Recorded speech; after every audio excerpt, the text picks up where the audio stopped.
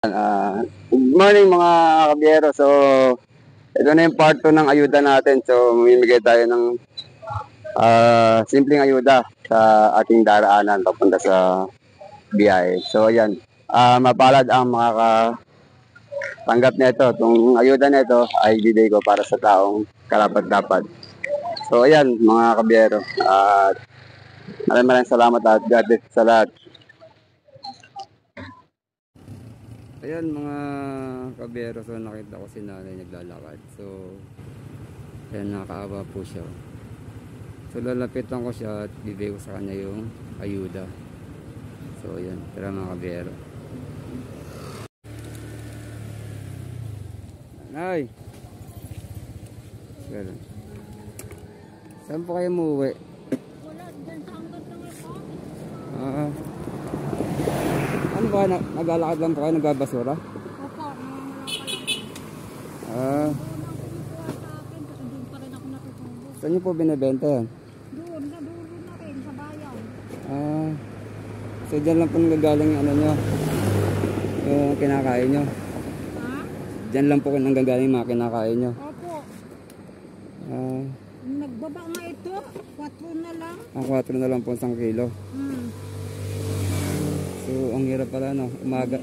Tuwing umaga po kayo nag-ano? Opo. Ay, hindi 3 araw bago ko dumadaan dito. 3 araw. Doon ako sa Amrat. Sige po. Barangay kasi doon na nag-standby sa ano namin, sa posisyon. Wala po ba kayong mga anak, mga pamilya? Nasa Bicol, sa Naga. Ang layo, ba't napunta po kayo rito? Kinuha ko niyan dyan na sa angkat na ano ka, dyan siya. Opo. Madami kami, din sakay kami sa sasakyan niya. Nagkuha ng pulubi talaga.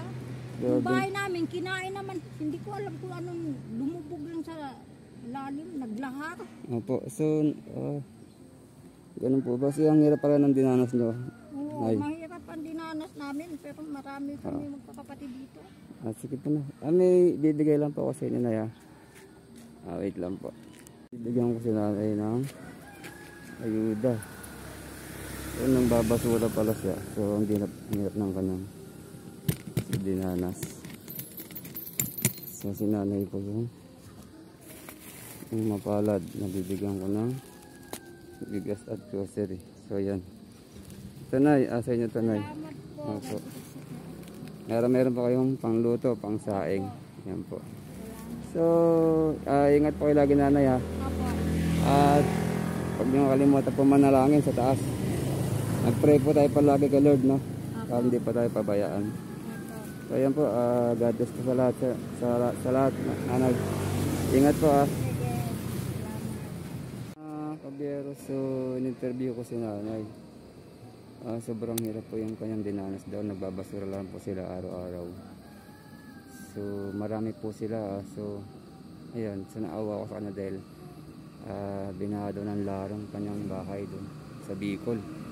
So ayan, napadpad siya dito. So ayan mga kabiyero, God bless po sa lahat. Lagi po tayong mag-iingat at lagi tayong tumulong sa kapwa. So ayan, at maraming salamat.